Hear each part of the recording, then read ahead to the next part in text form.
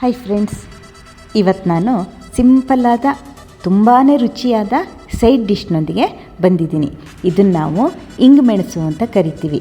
ಈ ಮಲೆನಾಡಲ್ಲಿ ಬಳ್ಳಿ ಮೆಣಸು ಅಂತ ಒಂದು ವೆರೈಟಿಯ ಹಸಿರು ಮೆಣಸು ಸಿಗುತ್ತೆ. ಅದರಿಂದ ಮಾಡ್ತಕ್ಕಂತಹ ರುಚಿಯಾದ ಒಂದು ಸೈಡ್ ಡಿಶ್ ಇದು. ಆದರೆ ನನಗೆ ಇಲ್ಲಿ ಬಳ್ಳಿ ಮೆಣಸು ಸಿಗಲಿಲ್ಲ. ಈ ಬೋಂಡಾ ಮೆಣಸಲ್ಲೇ ತೆಳುವಾದ ಸಣ್ಣ ಜಾತಿಯ ಮೆಣಸು ಸಿಕ್ತು. ಅದರಿಂದನೇ ನಾನು ಇಂಗು ಮೆಣಸು ಮಾಡಿದೆ. ಅದೇ ರುಚಿ ಬಂತು. ಖಾರನೂ ಸಹ ತುಂಬ ಇರಲಿಲ್ಲ. ನೋಡಿ, ಇಲ್ಲಿ ನಾನು ಬೋಂಡಾ ಮೆಣಸಲ್ಲೇ ಸಣ್ಣ ಜಾತಿಯ ಮೆಣಸನ್ನು ತಗೊಂಡು ಅದನ್ನು ಚೆನ್ನಾಗಿ ತೊಳ್ಕೊಂಡಿದ್ದೀನಿ. ಈಗ ಇದರ ತೊಟ್ಟನ್ನು ತೆಕ್ಕೊಂಬಿಡೋಣ. ಕೆಲವೊಮ್ಮೆ ಬಾಯಿ ರುಚಿ ಹೋಗಿರುತ್ತೆ, ಅಥವಾ ಮನೇಲಿ ಏನಾದ್ರು ಸಾರು, ತಂಬುಳಿ, ಸಾಸಿವೆ ಇಂಥ ಸಿಂಪಲ್ ಅಡುಗೆ ಮಾಡ್ಕೊಂಡಿರ್ತೀವಿ. ಇಲ್ಲ ಏನೂ ಅಡುಗೆ ಇಲ್ಲ, ಬರೀ ಮಜ್ಜಿಗೆ ಅಥವಾ ಮೊಸರಿದೆ ಅಂದಾಗ ಈ ರೀತಿ ನಾವು ಇಂಗು ಮೆಣಸು ಮಾಡ್ಕೊಂಡ್ಬಿಟ್ರೆ ಊಟ ತುಂಬಾ ರುಚಿ ಅನಿಸುತ್ತೆ. ನೋಡಿ, ಮೆಣಸಿನಕಾಯಿನ ನಾನು ಮಧ್ಯದಲ್ಲಿ ಚಾಕುವಿನ ಸಹಾಯದಿಂದ ಸೀಳ್ಕೊಂಡಿದ್ದೀನಿ.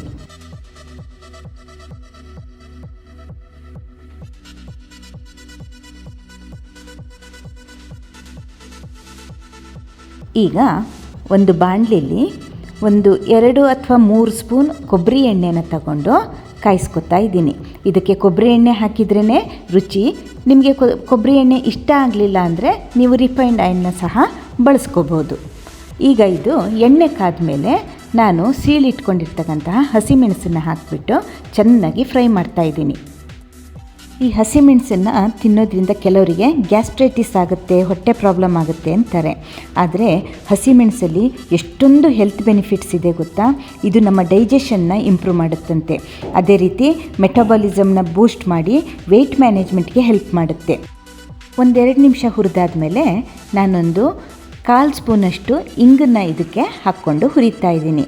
ಹಾಗೆ ಉಪ್ಪನ್ನು ಸಹ ಹಾಕ್ತಾ ಇದ್ದೀನಿ. ಇವೆರಡನ್ನು ಹಾಕಿಬಿಟ್ಟು ಇದನ್ನು ಚೆನ್ನಾಗಿ ಫ್ರೈ ಮಾಡಬೇಕು.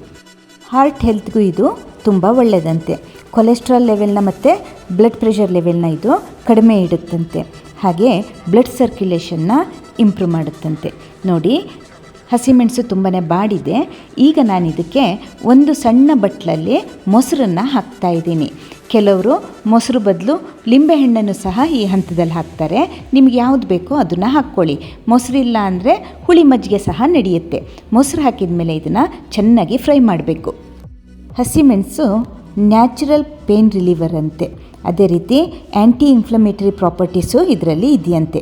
ಇನ್ನೊಂದು ಇದ್ರ ವಿಶೇಷ ಗುಣ ಏನು ಗೊತ್ತಾ, ಇದು ನಮ್ಮ ಮೂಡ್ನ ಬೂಸ್ಟ್ ಮಾಡುತ್ತಂತೆ. ಇದು ಎಂಡೋರ್ಫಿನ್ಸ್ನ ರಿಲೀಸ್ ಮಾಡಿಬಿಟ್ಟು ನ್ಯಾಚುರಲ್ ಆ್ಯಂಟಿ ಡಿಪ್ರೆಸೆಂಟ್ ಆಗಿ ಆ್ಯಕ್ಟ್ ಮಾಡುತ್ತಂತೆ. ನೋಡಿ, ನಾವು ಹಸಿಮೆಣಸಲ್ಲಿ ಇಷ್ಟೊಳ್ಳೆ ಪ್ರಾಪರ್ಟೀಸ್ ಇದೆ ಅಂತ ಗೊತ್ತೇ ಇರಲಿಲ್ಲ. ಮೊಸರು ಪೂರ್ತಿ ಇಂಗಿದೆ.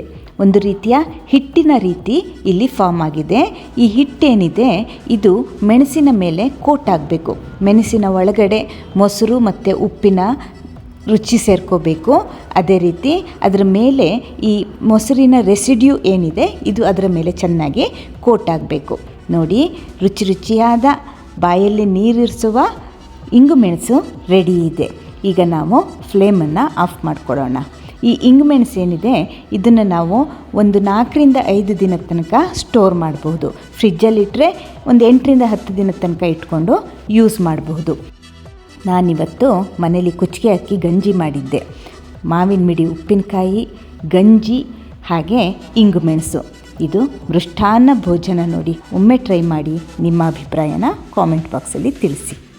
ಇದುವರೆಗೂ ನೀವು ರುಚಿ ಅಭಿರುಚಿನ ಸಬ್ಸ್ಕ್ರೈಬ್ ಮಾಡದಿದ್ದರೆ ದಯವಿಟ್ಟು ಸಬ್ಸ್ಕ್ರೈಬ್ ಮಾಡಿ, ಫಾಲೋ ಮಾಡಿ. Thank you.